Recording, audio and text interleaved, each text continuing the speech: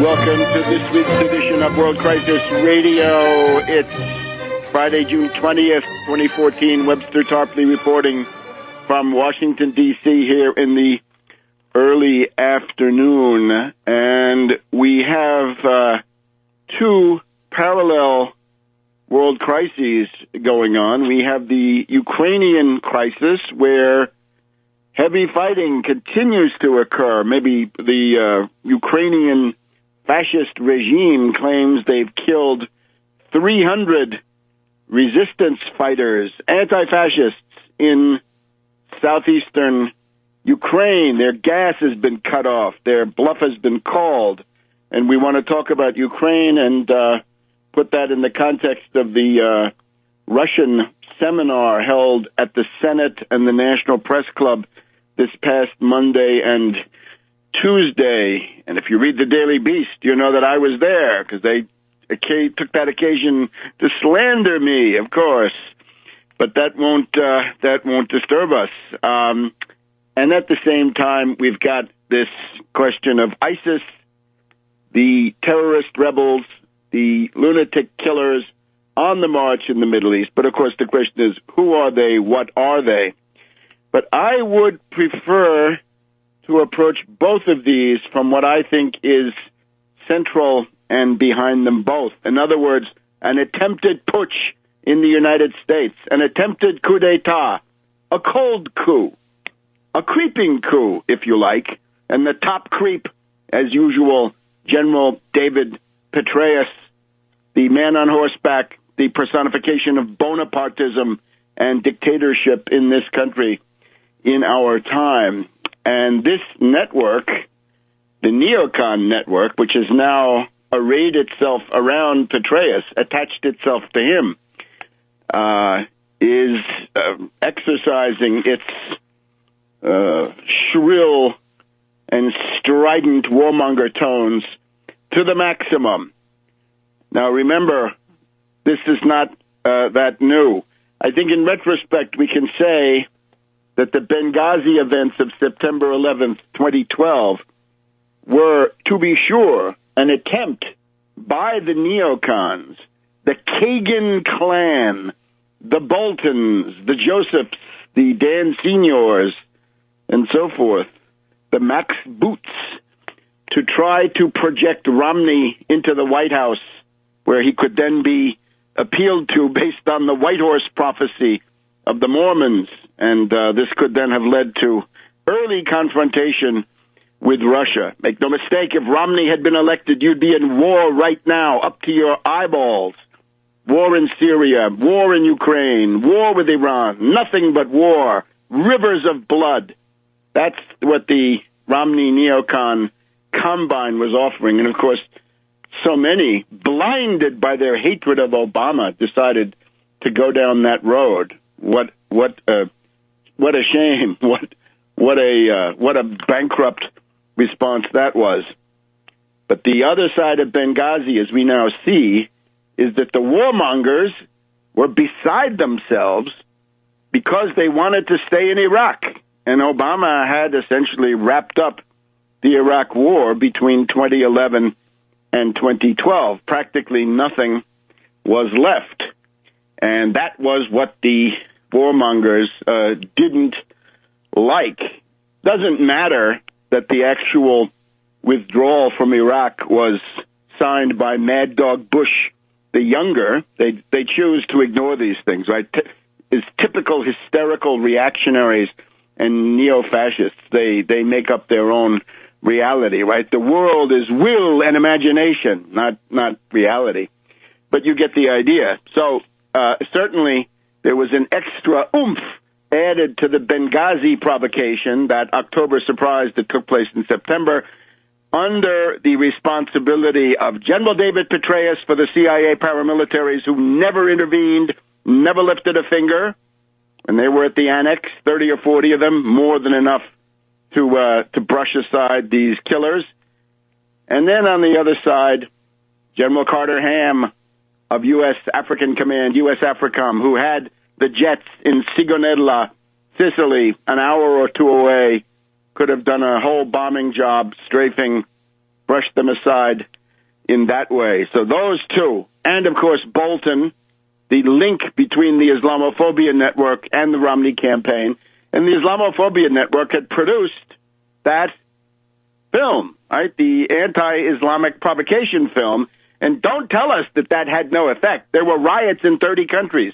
People got killed because of that film. And that was in Egypt the same day and so forth. And of course, we know that in terms of carrying out the killing, it's not this guy they paraded this time. This is a little fish. It's Kumu, Sufyan Kumu, graduate, alumnus of the Guantanamo Bay School of Terrorism, because that's what it is. And when we see the ISIS led by al-Baghdadi, Baghdadi has a 4-year degree. It's not exactly Guantanamo Bay, right? The Oxford and Cambridge of this kind of stuff, but he's got a perfectly respectable 4-year degree held by the U.S. as a prisoner of war from 2005 to 2009. Maybe he's been through the Abu Ghraib school of terrorism. Remember, once the U.S. captures you, you don't get out unless you're brainwashed or you become a double agent. So that would be Kumu. I think al-Shiri, who had been sent back to Yemen to create AQAP, Al-Qaeda in the Arabian Peninsula, I think he's gone the way of all flesh, unless I'm mistaken. Hard to tell with these guys, right? Because they live a chaotic life. And then, of course, we've got Belhaj in Libya, who was a U.S. prisoner of war until he was released and then sent back, retooled, to fight Gaddafi. So that was Benghazi. That was an attempted coup. And now we've got a series of other things. I told you in real time that Bergdahl, the furor, the hysteria around Bergdahl, really a trifling incident, was somehow a prelude to making this cold coup go all the way. And you'll remember, I was telling you in real time of who the warmonger clique actually was. It's not Obama. Obama is a weak, passive figure who is struggling to keep himself from being swept away. And of course, his instincts are all wrong. He sees this as what's good for Obama, bad for Obama. He has no sense of history of the national interest. He's a Wall Street puppet, exactly as I told you previously. But certainly the idea that Obama is a center of, dynamic criminal energy and aggressive intent. This is somebody who's trying to throw out shucks and sops to the opposition to prevent impeachment or some worse fate. So that is what we're seeing. According to the Washington Post, as we read it to you in real time, the people pushing for an attack on Syria most recently, we know there was a first generation that included Panetta and Hillary and the head of the Joint Chiefs of Staff at that time and the entire Obama staffs, and he said no. Good. Glad that he said no. Make a note of that. And now we've just had Skull and Bones Kerry demanding attacks. This is some months back. This is March, I guess. Demanding an attack, and Samantha Power of the humanitarian bombing responsibility to protect school. So Obama has said no to all of that. And you'll remember that Kerry and Samantha Power had decided to reach out. And here's where Petraeus finally comes in. That the people they reached out to were General David Petraeus, the personal union of the CIA and the Pentagon, and, of course, General Keane of the Institute for the Study of War. Now, remember what this means. Petraeus, he was prominent at the Bilderberger meeting a couple of weeks ago in Copenhagen.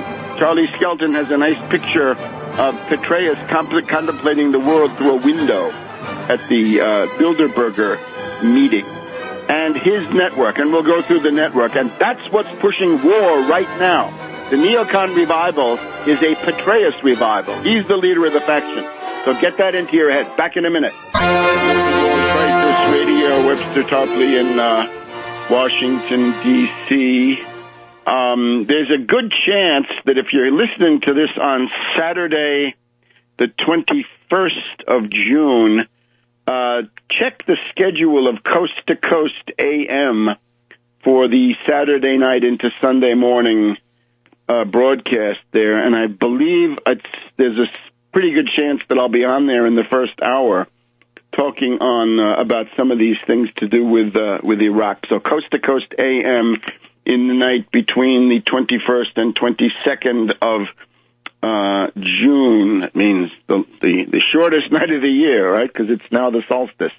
Okay, so remember, Kerry and Samantha Power, Skull and Bones Kerry and Samantha Power, frustrated in their desire to bomb Syria and start a major war. Remember, Samantha Power, her specialty is the weaponization of human rights questions, right? To turn that into a bomb, right? R2P, that's the bomb that she likes to throw around. They reached out to Petraeus and General Keane. Now, who does it mean? This leads us to these neocons that have now been all over the airwaves, right? You've seen it. Richard Pearl is back. Paul Wolfowitz is back. Dick Cheney is back. His mentally deficient daughter is back. All of them. Krauthammer never went away.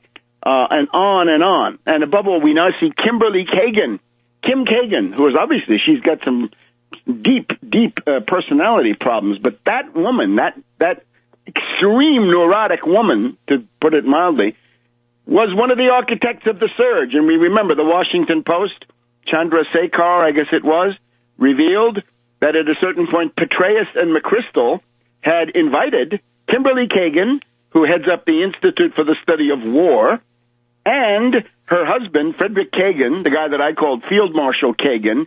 He's kind of a tubby academic of this family. So Kim Kagan and Fred Kagan were invited over to Iraq by Petraeus, where they became part of the U.S. chain of command. And that's illegal, but they did it. And they got all the more contributions for it.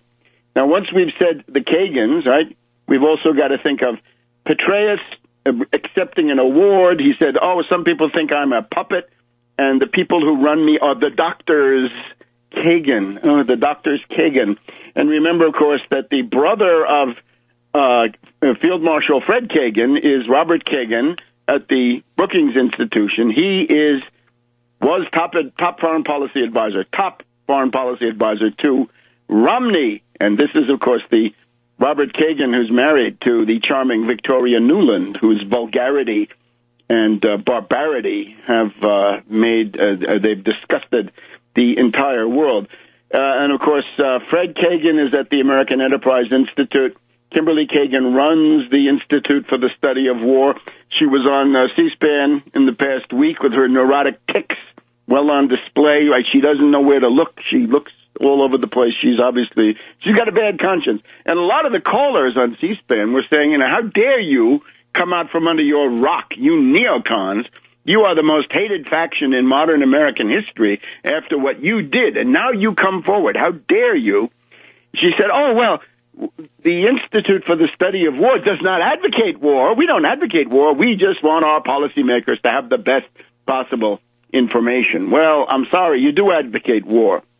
And then, of course, Robert Kagan at the Brookings Institution. So this is a network. General Keane he's all over Fox, right? These people are now mobilized as never before, and they're out there demanding more robust military action. They hesitate to spell out what they want, right? They leave this to McCain, right? As we pointed out, 10 days ago, McCain on the floor of the Senate called for Obama to fire his entire team. I guess it means Kerry and Rice and all the rest of them. And again, that's fine with me. But then, says Kane, bring in Petraeus and General Keane. So everybody knows that Petraeus and Keane are the secret wing of Kerry and Samantha Power. Warmongers all. And, of course, when McCain gets out there, he's very blunt. He says, I want to bomb Iraq, but then he also says it's also necessary to bomb Syria. Because that's where ISIS comes from. And, of course, once you're bombing Syria, right, bomb ISIS, bomb Assad, same difference. You get the idea. This is why we're against bombing.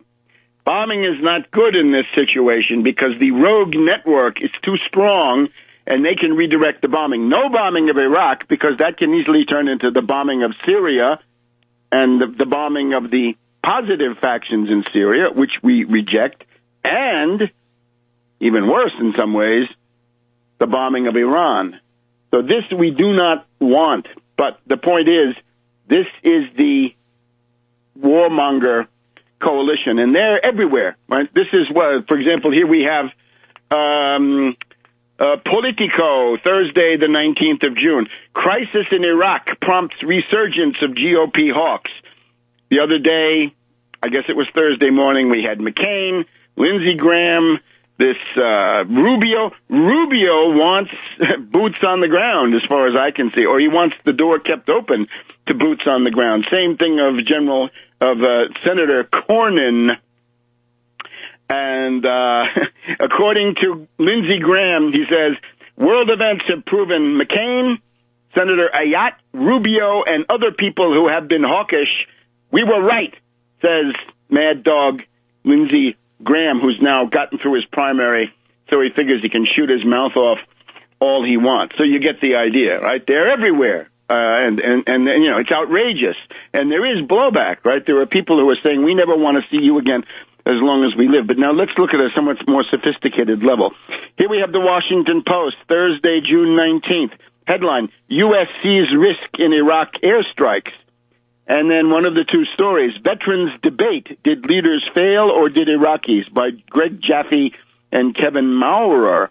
And what do we see here? This front page, Washington Post, upper right-hand corner, above the fold, prominent. In an echo of the post-Vietnam debate, some military officers believe that the war could and should have been won. Now, when you get into this stuff, watch out for this stab in the back story, right? Hindenburg, in 1918, told George Seldes the German army was defeated by the U.S. attack on the German salient at the Meuse-Argonne. That's what defeated. And when Hindenburg was speaking rationally, he said, "Yeah, it was." By the way, it's an attack led by General MacArthur and the Rainbow Division at that point. So basically, Hindenburg says these forces defeated us, and that was MacArthur and those people, right, under the command of this rotten Pershing, right, Wall Street general. But later on, Hindenburg turned around and said, "Oh no, we were stabbed in the back. The Social Democrats, they did it. We were never defeated, the Social Democrats." So you got to watch out when you get these rehashes. And here it comes. So Obama blamed for not delivering the fruits of victory. We'll be right back with this Hold That Thought, World Crisis Radio. Welcome back to World Crisis Radio, and reminding you that Petraeus has been attending these Bilderberg meetings, and he's accompanied by his money bag, and that is Henry Kravis of Kohlberg Kravis Roberts, a multi-billionaire. So you got, on the one side, you got the Koch brothers and Mellon Scaife for the reactionaries, but you've also got Henry Kravis, right? And these people are friends of the family of the Bushes, right? So take a look at that. That's in George H.W. Bush, the unauthorized biography, by yours truly, called the Permian Basin Gang. That's where the Kravises go back to. And of course, Soros and the Steyer on the other side, right? We do not want to have politics where it's essentially fought out among multi-billionaires and everybody else is a pawn, right? This is no good. So, the situation of the Petraeus faction attempting a comeback in grand style, part of this is undoubtedly going on at the Bilderberg with the help of the billions of Kohlberg Kravis Roberts. And Petraeus works for this thing called the KKR World Institute or something like that. That could very well be a center from which some of these current events actually emanate. Take a good hard look at that.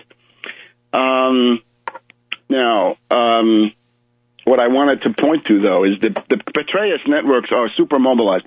Here on the front page of the Washington Post, once again, Thursday, June 19th, we have the military faction that blames Obama for failing to harvest the fruits of their wonderful victory in the surge.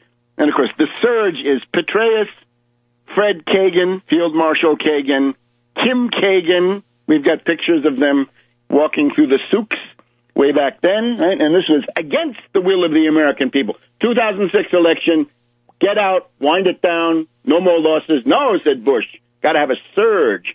And that's Petraeus, right? General Petraeus. And that's where he got his General Petraeus. But now, here we have retired Colonel Peter Mansour, Mansoor, who served as a top advisor to General David H. Petraeus in Baghdad and wrote a history of the latter years of the war. This character, obvious flack for Petraeus, quote, anyone who was there during the surge came away very encouraged about the future of the country if we had continued to stay engaged.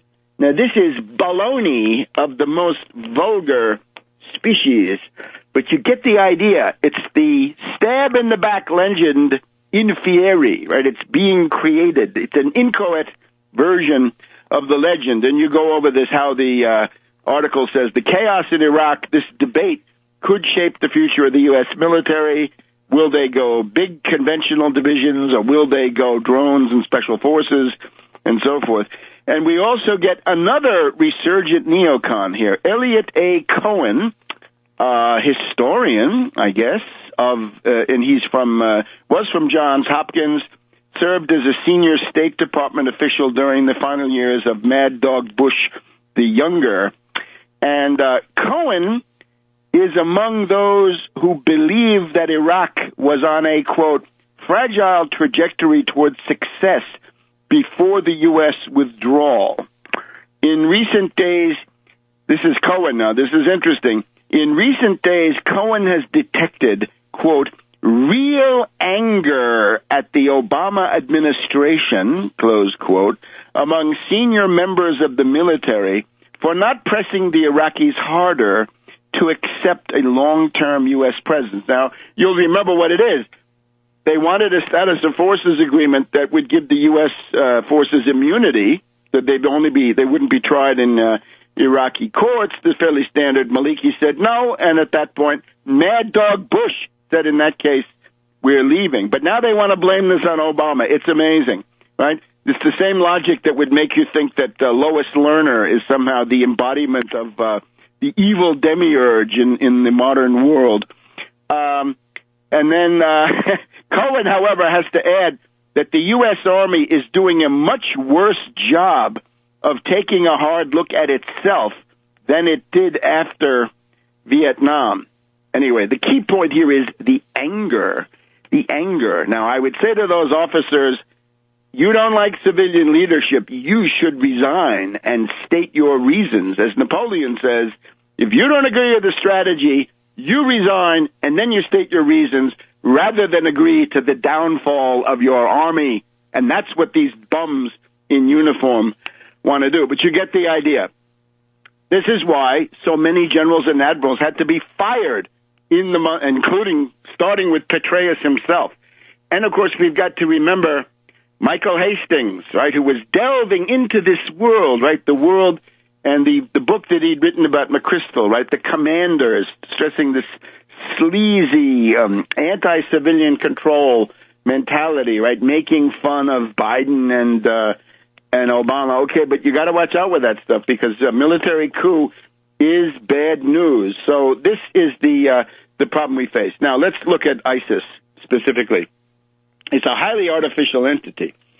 First of all, as I think we said last week, the immediate director and the sort of leadership figure that is offered to the benighted militants of this thing is ARF, Abdul Rahman Faisal, of the Saudi royal family. He's the brother of Prince Saud al-Faisal, the foreign minister, and Turki al-Faisal, the ambassador to London and Washington at various times.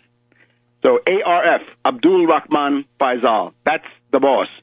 Now, it obviously draws on the U.S., on Negroponte and Ford setting up death squads, but the idea is that in addition to the Saudi leadership and the Saudi money, you've got training being provided by the U.S., the CIA, NATO, the British, the French, other facilities being provided by Turkey and Jordan. Here we go, a couple of things now. There was a flurry of articles about this back in March 2013, so 15 months ago.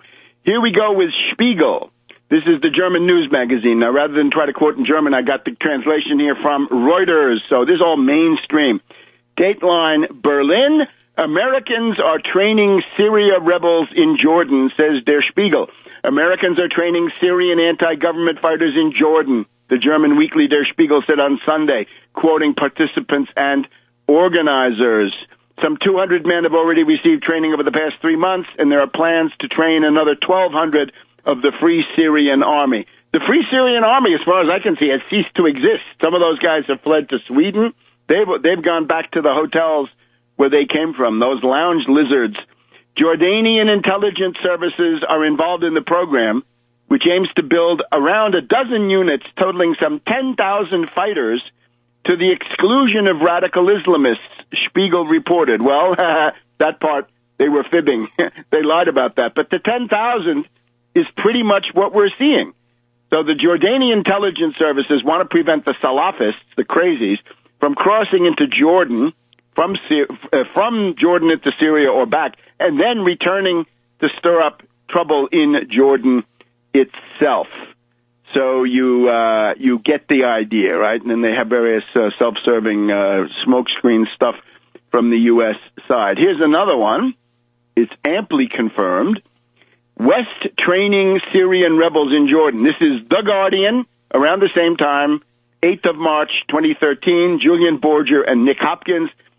Exclusive. Well, because I guess it wasn't exclusive by that point. UK and French instructors involved in U.S.-led effort to strengthen secular elements in Syrian opposition, say sources. Well, of course, the secular, they fibbed. And, of course, some of these people can be secular Baathists that are going to be retooled as Salafist, Takfiri crazies. That's perfectly feasible, but you can see what it is. Don't worry about these, the little labels they put on these people. This is the 10,000 that have now made up ISIS. Back in a minute. Welcome back to World Crisis Radio, 20th of June, 2014. Webster Tarpley in Washington. Okay, The Guardian. West training Syrian rebels in Jordan. Early March 2013. 15 months ago, 10,000 people getting trained for this stuff. And remember all that flap about the European Union rules, whether European Union member states were allowed to do this kind of thing, and how the rules then left the door open for the British and the French to do it. And, of course, then they did it. And this is now, the result of that is ISIS. Amazing. So that's where it comes from. A Jordanian source familiar with the training operations said it's the Americans, Brits, and French with some of the Syrian generals who defected. And then half of these articles is simply verbiage. William Hague, the foreign secretary, confirms it, talked about the goals of it.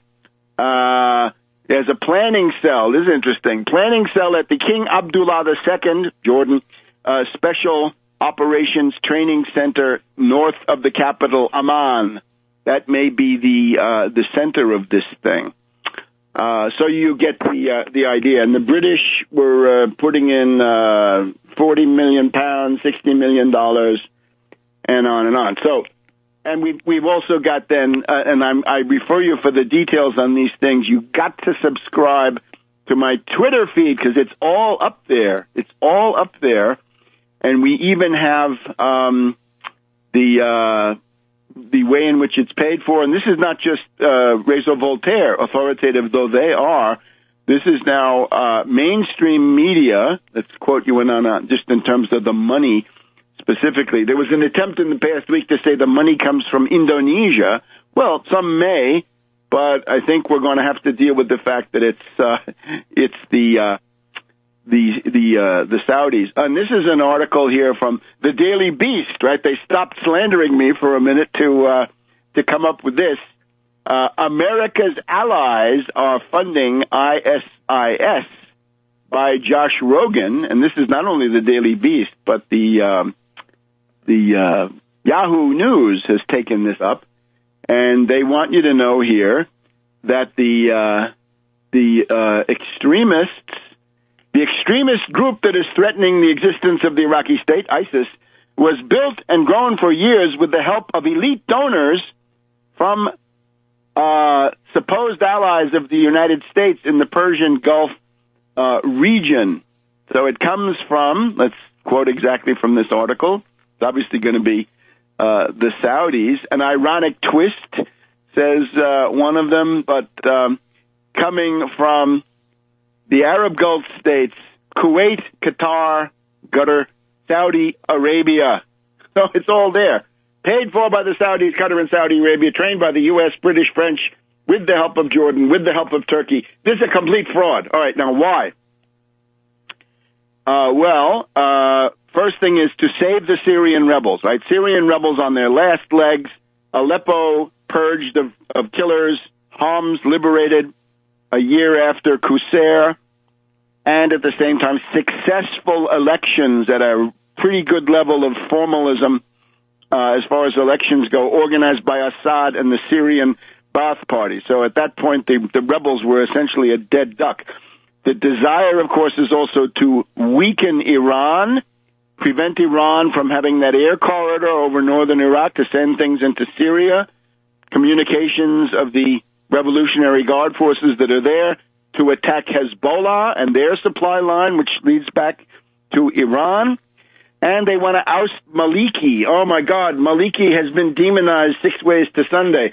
I must say this former ambassador Christopher Hill has had some moments of wry humor, right? That those Sunnis that he's supposed to reach out to would cut off his hand, right? Those are, hardline Sunni, sectarian, Wahhabite, Takfiri, Salafi people. They're not interested in making deals with Maliki. They want him dead. So that feeling is mutual. Here's a good example. David Ignatius, what Maliki has wrought. Friday the 13th of June. And, of course, it's all the fault of Maliki. Christopher Hill points out this is simply nonsense. But behind this lurks a danger. The Diem-ization of Maliki. Remember, thanks to W. Averell Harriman and his Brown Brothers Harriman-Bush faction, they demonized Ngo Dinh Diem, president of South Vietnam, killed him in a coup. And after that, the situation was irretrievable. That was the loss of the Vietnam War about 10 days before Kennedy himself was assassinated. This is now going on with Maliki. Interesting that this morning, Vladimir Putin, speaking from the Kremlin, has offered the full support of Russia to Maliki.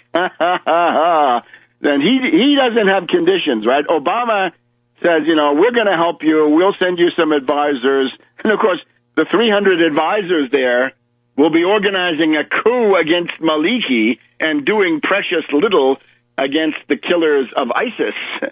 So you see how it works, inside-outside operation. But in any case, to save the Syrian terrorist rebels, to weaken the Iranians, to control the northern Iraq airspace, to try to oust Maliki. And, of course, if you oust Maliki, the guy that they don't talk about that much, Alawi, he's the candidate.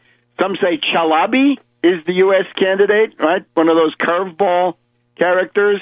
No, Chalabi, I think, is damaged goods, but Alawi remains the U.S. candidate. And remember, this is with the help of Julian Assange and WikiLeaks, because they are carefully edited CIA anthology of diplomatic cables targeted Maliki, and therefore, by implication, trying to help Alawi. We've gone through the fact that Baghdadi is sporting a 4-year Bachelor of Terrorism from U.S. training academies in various POW camps. And remember, perhaps even more important than the coup in Iraq against Maliki or in Syria against Assad, which this is designed to try to advance, it's the coup in Washington that is supposed to be. The coup in Washington, as I was saying, is the heart of the matter. Now, the other interesting thing, when you see a blitzkrieg that works so well and there's so much hysteria, let's go back to the fall of France in May, June 1940. Listeners to this program have heard the voice of Annie Lacroix, her famous book, The Choice of Defeat, Le Choix de la Défaite, that the French generals who let Guderian through at Sedan along the Meuse River, those guys were pro-Nazi. And that's Corap, C-O-R-A-P, George, and Hunziger. Hunt, Z-I-G-E-R, Hunziger. And these people preferred Hitler to Léon Blum and the French Popular Front. So you can see, as the Iraqi troops are saying, our generals told us to run away. We were ready to fight. They told us to run away. Those guys have been bribed by the CIA. Surprise, surprise. The CIA was bribing Saddam's generals already in 1990-91 for the first Gulf War. They trained this army. They know who to bribe.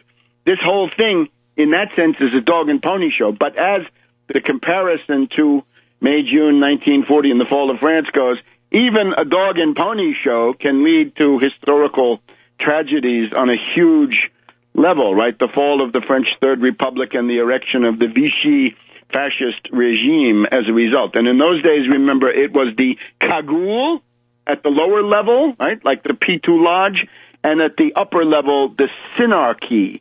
The synarchy, the equivalent of the Bilderberg group or something like that, as a modern synarchy. So this gives us, I think, the framework to look at ISIS.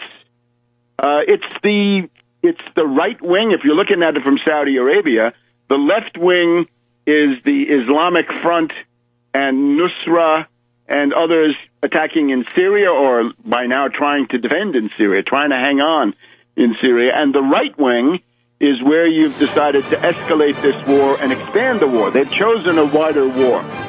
As a result, you've got to understand, your main enemy is Saudi Arabia. We need an ultimatum to Saudi Arabia. Stop all support for ISIS within 24 hours, or else. And then pepper that with some suitable threat. Back in a minute on World Crisis Radio. Welcome to the second hour of World Crisis Radio here on June 20th, 2014. Now, we're very pleased to be able to go to Lincoln, Nebraska, and get a campaign update. Now, this is from the front. This is where the rubber meets the road. This is the main action, and it's the campaign of Dan Burdorf of the Tax Wall Street Party, someone who is eminently qualified for the United States Senate, grasp of the issues, and I must say, moral probity compared to somebody like Ben Sass or people of this type. So we want to get a report on how the ballot access is going, but also the past week we had Daniela Walls, we had Kyle McCarthy on here talking about this network of theocratic libertarians. Sass is one of them. Bratt in Virginia, who just became prominent, is another one. And what is the implication of this network now emerging as somehow contending for control of the Republican Party in the House and the Congress, but also possibly as a presidential issue? So welcome, Dan. Tell us how it's going. Hey, great. I just came in off the street to give you this report. We already have 50 signatures for the day, so we got up to a great start, a nice early start. And yesterday I was really proud to hear that I'm on the message board at the local postal union. My card's up there, and I want to tell everyone that I will roll back the 2006 Postal Accountability Act and the Hastert poison pill when I'm in the U.S. Senate. The USPS, and you know there's a danger this week that they're going to try to abolish six-day delivery, which is a death sentence for much of the economy of rural or non-urban America. That's too outrageous. Part of the dealing. No, we will stop that. We will stop that. The USPS is the lifeblood of rural America, and the post office must continue. It must continue. It's in the Constitution. We're going to have a post office, and it's not going to be cut back. We need 6,000 signatures to the Secretary of State's office by August 1st so I can get on the ballot. So if you are waiting to come to Nebraska and volunteer or waiting to support me, please don't wait. I need you here as soon as possible for the petition drive. You will be doing a public service for the good people of Nebraska and the people of America. Better people than I have to see this campaign succeed so they can get up and fight too. And this is a campaign that's bigger than just danfornebraska.com and bigger than Dan Burdorf for U.S. Senate. Okay, but it's danfornebraska.com. Yes, and thank you. If you have material support, logistics, contributions, that's where you want to go. And the time to do that is now, right? Thank you very much, Webster. The critical please. 6-week period to get this done. And this is going to be one of the main Senate races, and it's going to be decisive to have somebody talking good sense like Dan Burdorf. Well, I need to get in that race. I need to be in there and have this platform out. We're continuing to gain momentum, and I want to call your attention to an article that was written by Jerry Alatalo called Nebraska's Dan Burdorf for United States Senate. Now, this was posted originally in May 27th, and that's by Jerry Alatalo at onenessforhumanity.com. Alatalo writes that our campaign here is a significant part of the fight against austerity around the world. And you can see it on my website, danfornebraska.com. And while you're there, you can sign up for my newsletter to keep in touch with my campaign week to week. Right now, I have a great support from a small petition team of volunteers. And like I said, we're averaging well over 100 signatures for ballot access each day, but we want to do better. And we need volunteers to come to Nebraska and fight the good fight. That's why I have a headquarters, so we can host volunteers. We don't want to wait for everyone to come out after the petitions are turned in. We need you as soon as possible if you are coming. And what I want to tell you about if you're a college student or something and you want to come out there, you have a place for them to crash, right? In this exactly. And if you're thinking about activism, or maybe you're thinking in the future someday you want to run, this is the place to learn how to do that because we're doing it right now. Absolutely. So it's an actual laboratory of real grassroots, as distinct from SAS and the AstroTurf. You got it. Webster, I want to tell you about a strong activist out of Colorado, Paul Kremers. He's a big fan of yours, Webster. Mm-hmm. He's coming across the border from Colorado to petition in the western city of Scottsbluff this weekend. Now, that's the ambition we're talking about. And we've got UFA people and Tax Wall Street Party people all over America, and we need them to come here to the heartland. We're looking for groups to come from both coasts, and we need to more so that we can get past this important petitioning stage and into the political campaigning. I imagine that your opponents, both SAS and the Democrat Domina, they're going to be fleeing any debate on the issues. But the one issue that came up last week in the discussion of the sort of religious confessional sectarian background of SAS and indeed of Bratt, this anti-Catholic, anti-Vatican, anti-Pope thing that they have going on, and how that cuts in a state like Nebraska, where 1/3 of voters are probably Roman Catholic. That's what we're looking at. About a quarter of the voters are Roman Catholic. So I need to get these messages out. So if you can, if anyone listening can help me get that message out, that would be most appreciated, because the Catholic voters here need to know that. They need to know this strange philosophy of this person. So I met a Democratic Party official just yesterday who was stunned I was running for Senate, and he asked how I was different or better than the Democrat candidate. And I told him that I had a fighting economic program to turn around the U.S. economy and wake the sleeping giant. And then he asked why I didn't run as a Democrat. And the thing is that Democrats think they run economic populists as candidates, and they think that they are the party of Roosevelt and JFK, but sadly they aren't showing it anymore, and they've watered it down. And let me tell you that here in Nebraska, the voters will support more. They will support a New Deal and New Frontier platform. This is this is populism. Populism is in the roots of Nebraska, and unfortunately, the Democrats aren't running economic populists. And that includes populism with a capital P. That's correct, sir. Yeah, and I hope they can figure it out, because that's what the people are calling for. I just talked to an old classmate of mine this week who's a colonel in the U.S. Army Rangers, and I asked him, what I can do to help active service personnel and vets in my campaign. And he replied to me, win. Win. This is the kind of thing that keeps me fighting, and people like this and the strength of our platform. So if you can help me on this historic effort, please confirm at danfornebraska@gmail.com, because we will be working for ballot access until August 1st. You can also contact us at Friends of Dan Burdorf, P.O. Box 6584, Lincoln, Nebraska, 68506.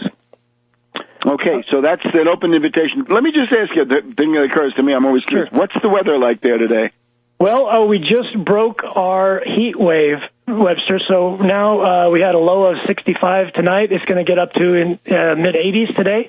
But I'd like to say special thanks to Joe Johnson, who's here in Nebraska, and he was out all day petitioning in the heat wave every day that just passed.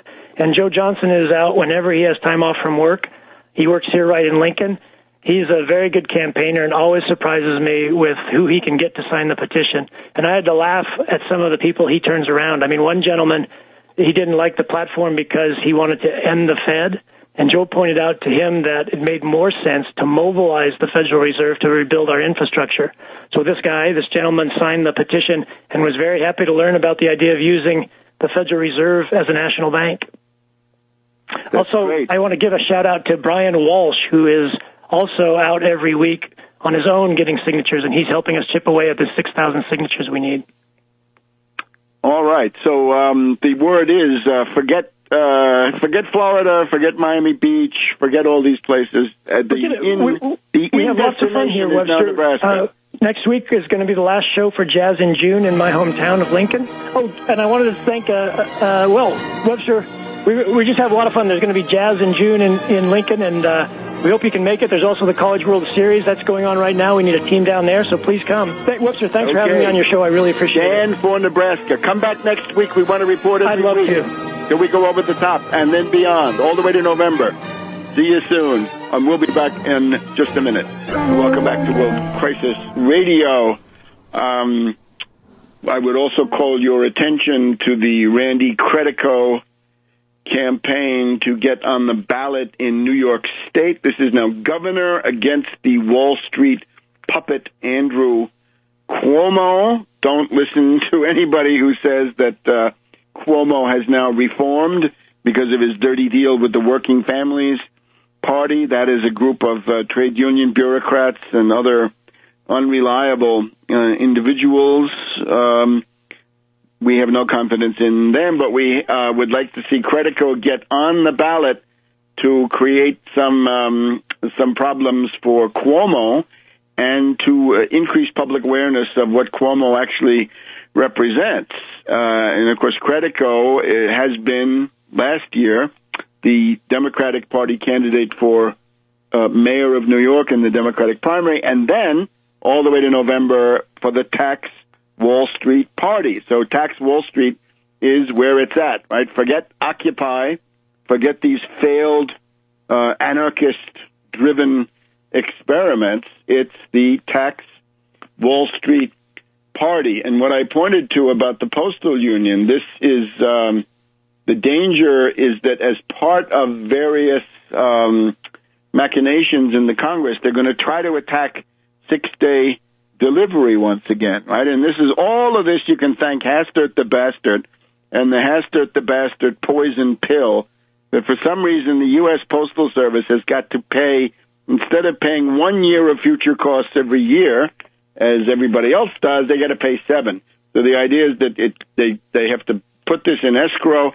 It means that there's a huge pot of money sitting there that they can't use, and when Hastert the Bastard's dirty Republican reactionary friends privatize the Postal Service, which is what they want, then they can grab that money. So this is highway robbery countenanced by the brigands of the Republican Party, those despicable reactionaries.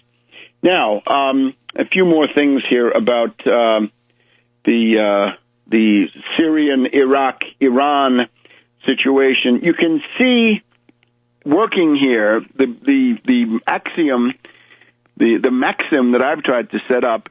In most situations, any national state is going to be your ally. And in most situations, you don't want to go down the road of microstates, mini-states, rump states, failed states, warlords, chaos, anarchy.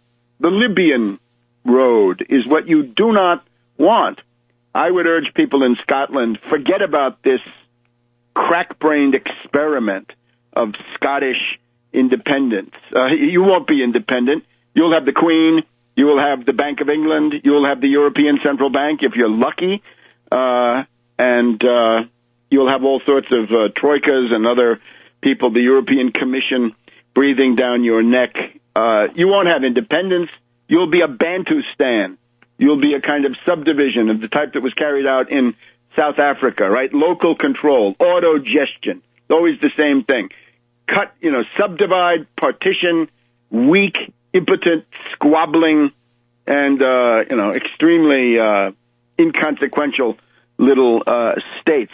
The fact that the British are doing this, right, the London oligarchy, is that they habitually use their own country as a show window, pilot project, and advertisement for whatever lunatic strategy they were doing. When it was Thatcher, they wanted Thatcherism. They wanted her brand of reactionary, Hayek, Friedman, libertarian, monetarist, Austrian school economics. Well, they put it on display there, and then that was copied by Reagan and so forth around the world. And similarly, you can take that back to Harold Wilson and the deindustrialized, post-industrialized society that Harold Wilson represented, right, in the mid-60s. So don't fall for this stuff. Right now, civilization is in an extremely dangerous crisis, right? It is an existential crisis of human civilization itself. And in that context, the nation state is one of the prime institutions that must be preserved at all costs. And therefore, anybody who comes with secessionism and splitting, except in very specific situations, like Crimea is not to create a rump state. It means to join Russia. And I'm sure the ultimate logic of what's going on in Ukraine is the same thing. So the people who are doing the splitting are the imperialists, right? Split Czechoslovakia, split up Yugoslavia, split up Serbia, carve Sudan. Now the big hue and cry, let's carve Iraq. These people, they've learned nothing. And then, of course, we've got similar plans. If you carve Iraq, by the way, the Bernard Lewis plan, which is the part of the strategy which applies to the Middle East, you look at that area, the so-called Ahvaz, right, Arabistan, the coast of Iran on the Gulf, Abadan refinery, and the Karg Island tanker terminal, and so forth, Ahvaz. And remember that there's a terrorist group there. I always call them the British Petroleum Liberation Front, BP Liberation Front, because what they propose is precisely to detach that area, and it's the Anglo-Iranian Oil Company, otherwise known as BP, that would then become up for grabs, and BP, of course, would be there on the inside track. So it's time to think about this. I had occasion to talk to my old friend Max Mazzucco this week, and you can see that in Italian on his website, I believe. And I had to warn these people, right? These crackpots who want to have the independence of Venice and the Veneto. This is very sick stuff, right? This has nothing to do with the needs of working people in the world that we live in. So I would warn against that. And of course, we are marking day by day here the 150th anniversary of the American Civil War, which was the idea that the British Empire would not be allowed to divide up the great nation states, India, China, Russia, U.S., and so forth, right? Try as they would. And by the way, since it's the 20th, I think in a couple of days we have the anniversary of the victory of the U.S. warship Kearsarge over the Confederate raider Alabama off the coast of Cherbourg, France. And we actually have some paintings of that by, I believe, Manet. And those are very, very interesting. And that was the beginning, after the terrible carnage of the wilderness in Spotsylvania. This was the beginning of the attempt to buck up the morality and morale in the north, and then proceed to end the war. And of course, by now, Grant is in the Petersburg trenches. So the Petersburg siege is on, and that will go all the way to next April. We'll be back in a minute. Welcome back to World Crisis Radio. Do take a look at Coast to Coast AM. If you're hearing this on Saturday, the 21st of June, I think I'm in the first hour of Coast to Coast AM. The famous Battle of the Alabama and the Kearsarge, the battle off Cherbourg, is now 150 years in the past, and it is just about 150 years ago, 19th of June, so it is 150 years ago yesterday. And you do have those Manet. It's Manet, sorry. The Battle of the Kearsarge in the Alabama. 2 paintings by Manet. Very, very interesting. All right, so the point is, though, the underlying dynamic of world history is that there should be an alliance of nation-states for economic recovery, economic development, infrastructure, trade, against the forces of chaos. Now, the forces of chaos are people who have no place in the modern world. It means the Saudi royal family. How in God's name can they exist in the modern world? And, of course, the British establishment, headed up by a monarchical family, right? And the Russians have just reminded us of the Nazi connections of the so-called House of Windsor. And there would be more Nazi connections than they gave. The reason that Qatar and Kuwait and Oman and so forth and the Saudis, above all, sponsor the Middle Eastern terrorist forces is because those are the irregular armies of monarchy and an oligarchy of that medieval benighted type. So what they're trying to do is to make the Middle East safe for the Dark Ages. That's the Saudi strategy. This cannot be shared by the United States. So interesting that Putin has offered full support to Maliki. And what it means is there'll be no conditions about Sunnis or anything else, right? He's offering support. He will not interfere in the internal affairs of this country in the way the U.S. always does. But the U.S., a rational U.S. policy would essentially be to coordinate with Putin, as was done in the case of Syria, to coordinate with Assad. You want to destroy the bases of ISIS? They're all in Syria. Why not put Assad into a position where he would be able to wipe out those bases? And similarly, with Iran, they're obviously an enemy of these forces of chaos. Why not coordinate with them? Why not put aside these absurd patterns of hostility that have been burdening the entire foreign policy of the U.S.? But now, 2 segments left. We got to talk about the Russian forums, right? And we have some very important material. This was the U.S.-Russia Forum. It's actually called the World U.S.-Russia Forum, advancing a constructive agenda for U.S.-Russian relations. The current crisis in Ukraine, which some see as the beginning of a new era of U.S.-Russia geopolitical confrontation, underscores the urgent need for a new foreign policy agenda that will advance both American and Russian long-term strategic interests. So this was first held in the auditorium up on the 9th floor of the Hart Senate Office Building here in Washington, and the second day started at the National Press Club. There was a reception at the Russian Embassy on Wisconsin Avenue, and then the second day afternoon at the Russian Cultural Center on Phelps Place, which is a very interesting operation in its own right. Now, as you know, we proceed from warm support for Putin, but at the same time, free tactically to make important suggestions, let us say, and in particular Glaziev. Let's just go through some of the stuff. Interesting speech from Ambassador Kislyak, the Russian ambassador.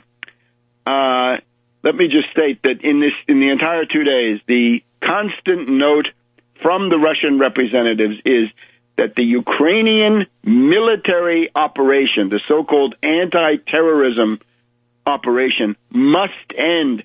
The killing of civilians and others in southeastern Ukraine by the Ukrainian military and by the so-called National Guard. In other words, the fascists of Pravi Sector who have been officialized into the National Guard.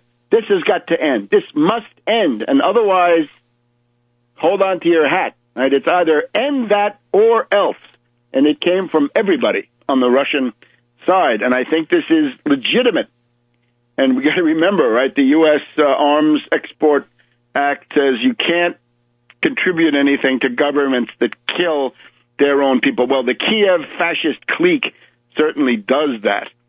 Kislyak also characteristically, he says, look, there's no Cold War.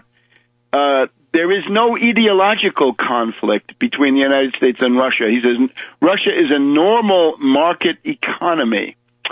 Well, maybe this is not exactly a source of strength. My recommendation would be that instead of simply coming on the scene as a normal market economy, Russia should assert some key parts of its own past. You can call it the Russian system, right? In the 19th century, we had the American system of protectionism and dirigism. We had the German system of protectionism and dirigism. And the Union, of course, was Friedrich List. And then we had the Russian system of protectionism and dirigism, which was to some degree inspired by Bismarck, to some degree inspired by Cassius Clay, and so forth. But it was the Russian system, and Russia did quite well under that. And the British, of course, were apoplectic because they wanted free trade and universal economic backwardness. So I would say it would be good to acquire an ideological dimension. You're going to acquire one anyway, and it ought to be this one, because if you try to acquire the ideological dimension in social policy, that may not be so good. All right. So, interesting from Kislyak. Russia is the third closest neighbor to the United States. The closest, of course, Mexico, Canada, common border. Russia, number 3, 2 to 3 miles away, up there in Alaska, where you can see Russia from your house, as everybody pointed out. Certainly this Magnitsky Act, this meddling, all this stuff with Politkovskaya, and Magnitsky, this nonsense must end. This simply creates ill will, and it is meddling. It's outrageous. All right. So let's then point out, I think one of the important speakers is Professor Stephen Cohen, Russian expert, Princeton, NYU. You'll remember I criticized his pro-Bukharin point of view going back to the 1980s, but now we have an important common task, which is to organize a resistance against a new Cold War. So Stephen Cohen was there with his wife, Katrina vanden Heuvel, the owner of The Nation, influential leader of the left liberal faction in New York. And what Cohen had to say was that he wanted to put it in dramatic terms, and I think he's correct, that this is now the worst climate between the United States and Russia since 1962. Cohen believes that the new Cold War is already there, and among the alternatives, he says it could be that Ukraine is carved up successfully, or other forms of salutary neglect. But what he sees is the immediate danger of tactical nuclear weapons. Tactical nuclear weapons being used in Ukraine. I've been saying this since 2004. It's the most dangerous real estate in the world. Polish NATO troops coming in from one side, Russian troops coming in on the other side. Russia has nuclear weapons. Polish troops can call on the NATO umbrella, and you have nuclear World War III. This must be avoided. The damn fascist clique in Kiev is not worth World War III. That's the bottom line. Back in a minute. Welcome back to World Crisis Radio. Webster Tarpley here in Washington, D.C. So the speech by Stephen Cohen at the Hart Senate Office Building, danger of the use of tactical nuclear weapons in this crisis. I would take that absolutely seriously. And then he goes on to say the foes, the opponents of a new Cold War, which has somehow been, declared, proclaimed with an ukaz. We never got to vote on it. The elite seems to be united in a raving anti-Putin fit is what he's pointing to. But he says the foes of the new Cold War are few and they are isolated. And he complains, of course, that he personally, Cohen, has been attacked and slandered. I would frankly not give too much time to this if I were Cohen, right? I would spend more time on what should be done, right? Что делать, I think, as he pointed out at one point, right? The famous question, what should be done? He talked about the fact that during the Cold War there was the U.S. Committee for East-West Accord, and that was backed up by people like Donald Kendall of PepsiCo and Watson of IBM and others. But today the opposition is isolated, and you just don't have that muscle behind it. So he recommended that what we need is heresy against the emerging orthodoxy of new Cold War and confrontation. We also then had Ambassador Matlock, who had been Reagan's ambassador, a kind of a State Department, guy from the Reagan administration. He's also quite reasonable, and he doesn't think there's a Cold War. I asked him, do you think we're in July 1914? He does not think we are. His big thing was, if you go to, Idaho or Iowa, nobody knows anything about what's happening with Russia, and therefore there's not going to be a big confrontation. Unfortunately, 1914 shows that what the little people know or don't know is not relevant all the time. Now, so I think those were significant. Now, in the afternoon session, I asked these people. This was a different panel now, right? The morning panel was Cohen, Lev Gold, the former head of the Harriman Institute, and others. Then in the afternoon, we had Matlock. We had a guy called Leonid Gozman, Gozman, and this is the Union of Right Forces. This is the voice of Boris Nemtsov, extreme neoliberal, looting economist, and Wayne Merry, former State Department and Pentagon official. Gozman, one of the Russians there on the first day, called for the military defeat of Russia. He said he wants the Ukrainians to militarily defeat Putin.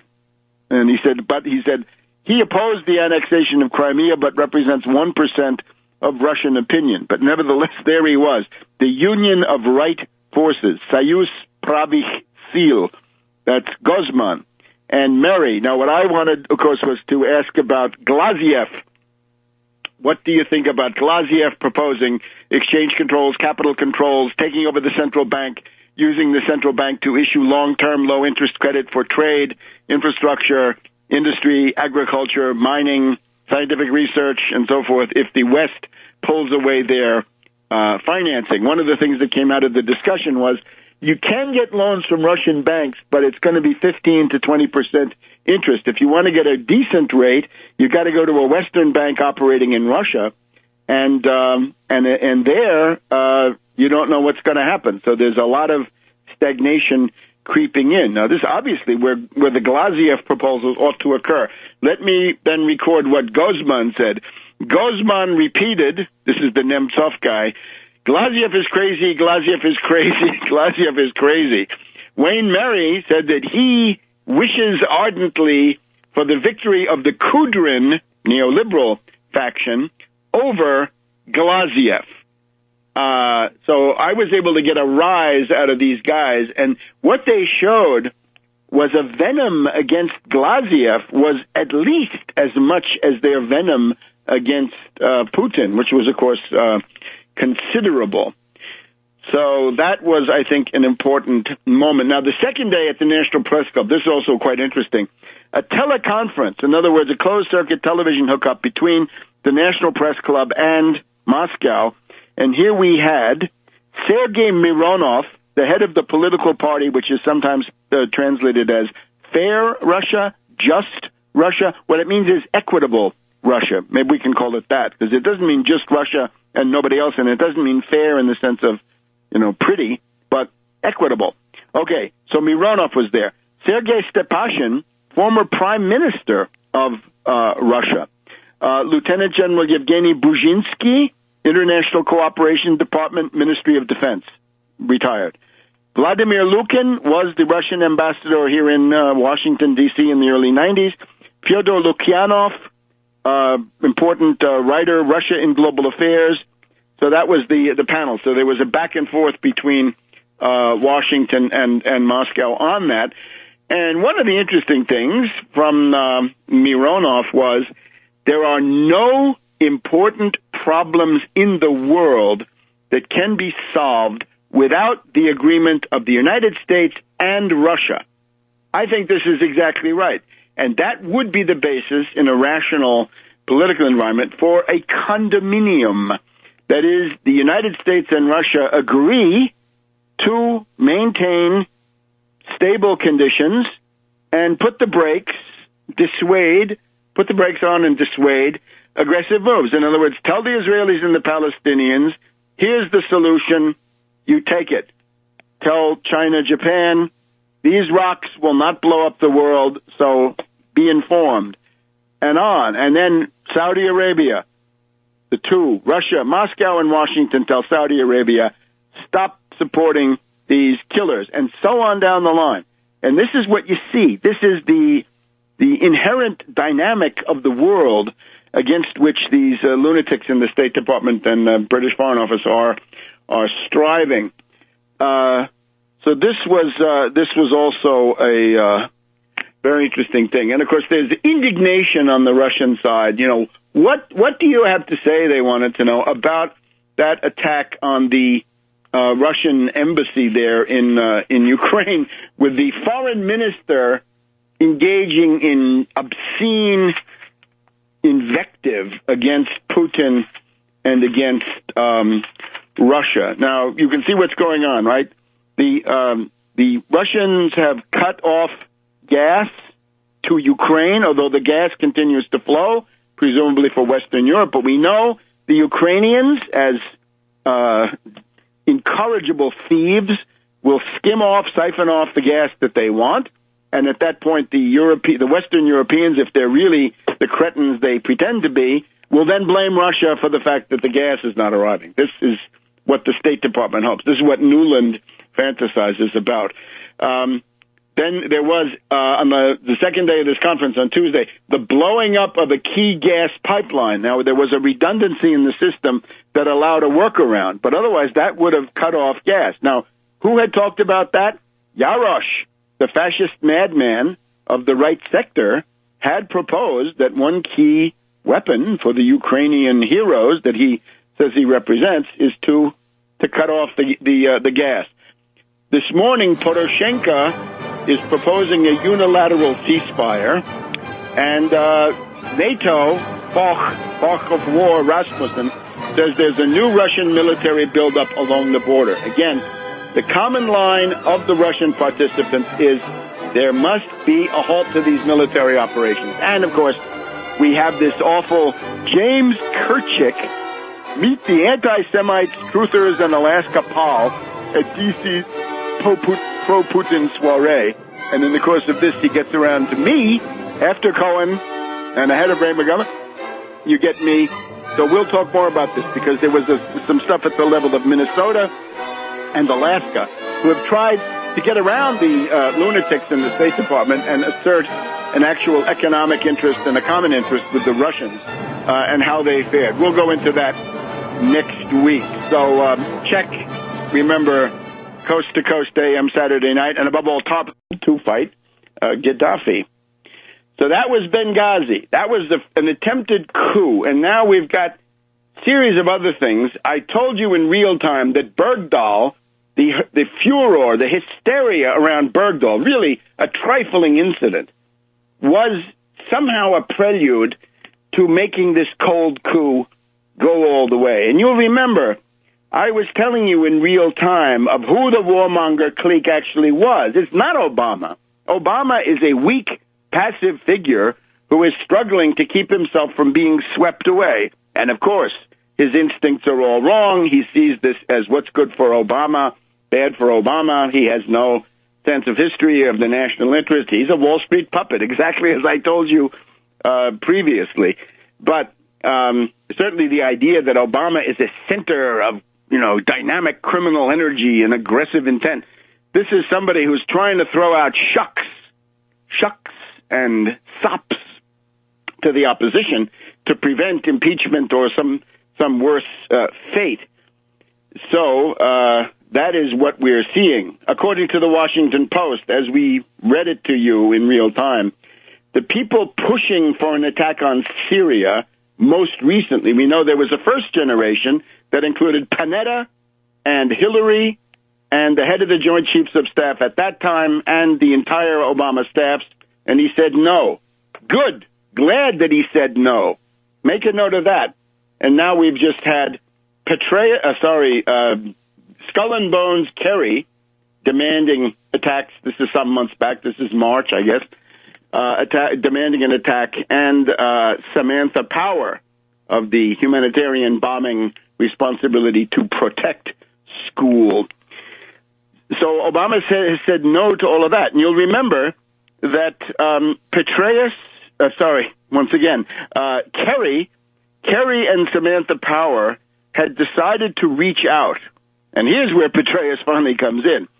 That the people... Welcome to this week's edition of World Crisis Radio. It's Friday, June 20th, 2014. Webster Tarpley reporting from Washington, D.C. here in the early afternoon. And we have two parallel world crises going on. We have the Ukrainian crisis, where heavy fighting continues to occur. Maybe the Ukrainian fascist regime claims they've killed 300 resistance fighters, anti-fascists in southeastern Ukraine. Their gas has been cut off. Their bluff has been called. And we want to talk about Ukraine and put that in the context of the Russian seminar held at the Senate and the National Press Club this past Monday and Tuesday. And if you read the Daily Beast, you know that I was there, because they took that occasion to slander me, of course. But that won't disturb us. And at the same time, we've got this question of ISIS, the terrorist rebels, the lunatic killers on the march in the Middle East. But of course, the question is, who are they? What are they?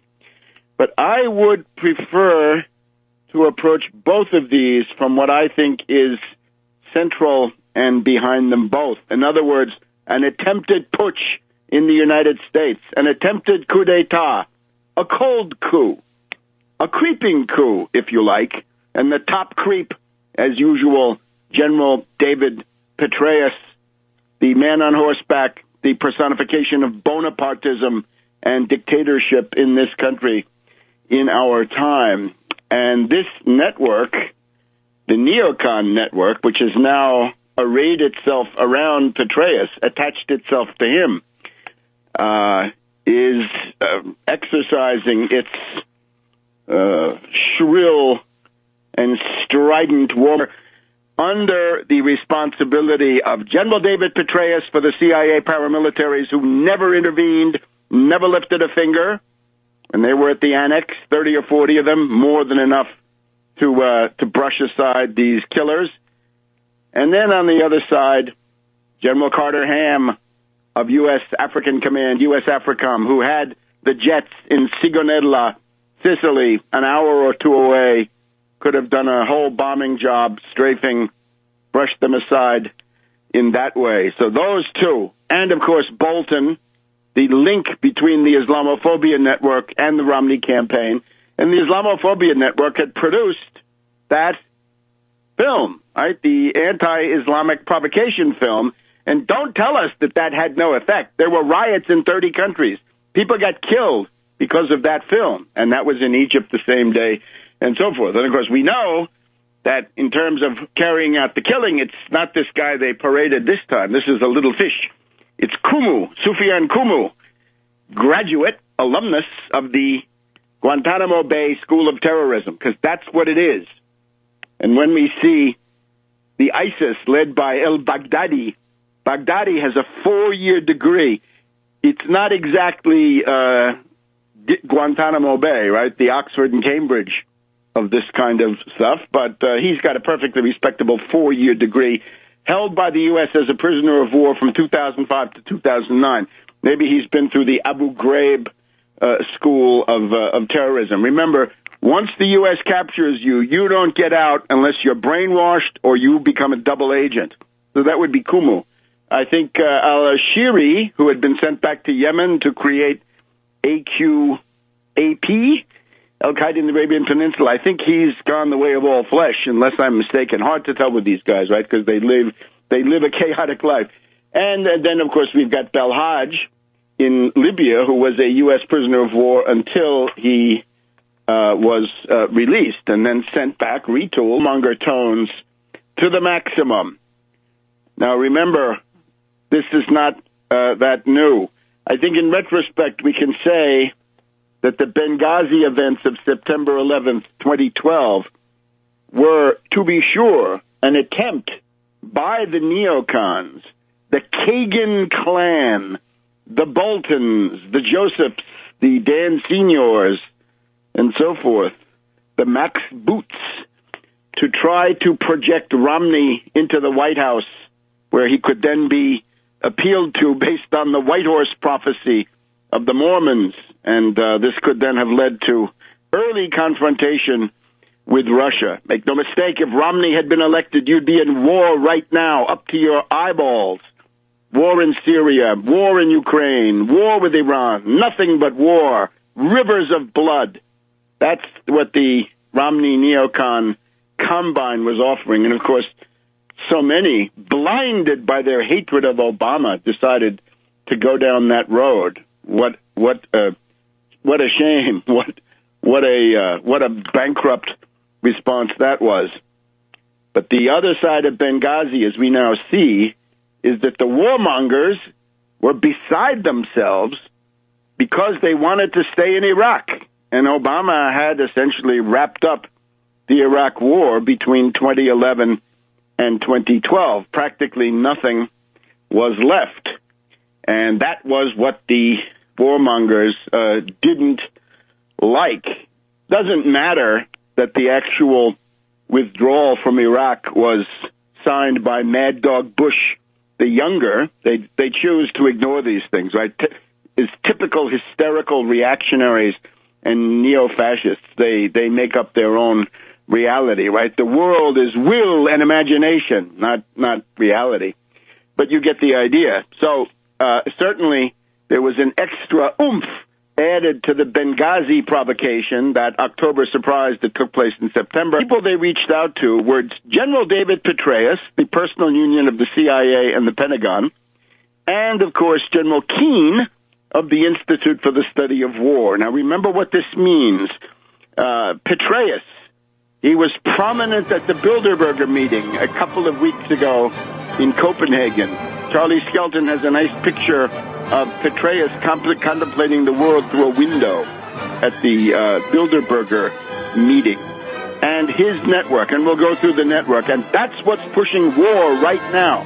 The neocon revival is a Petraeus revival. He's the leader of the faction. So get that into your head. Back in a minute. Crisis Radio, Webster Tarpley in Washington, D.C. There's a good chance that if you're listening to this on Saturday, the 21st of June, check the schedule of Coast to Coast AM for the Saturday night into Sunday morning broadcast there. And I believe there's a pretty good chance that I'll be on there in the first hour talking on about some of these things to do with Iraq. So Coast to Coast AM in the night between the 21st and 22nd of June. That means the shortest night of the year, right? Because it's now the solstice. Okay. So remember, Kerry and Samantha Power, Skull and Bones Kerry and Samantha Power, frustrated in their desire to bomb Syria and start a major war. Remember, Samantha Power, her specialty is the weaponization of human rights questions, right? To turn that into a bomb, right? R2P. That's the bomb that she likes to throw around. They reached out to Petraeus and General Keane. Now, who does it mean? This leads us to these neocons that have now been all over the airwaves, right? You've seen it. Richard Pearl is back. Paul Wolfowitz is back. Dick Cheney is back. His mentally deficient daughter is back. All of them.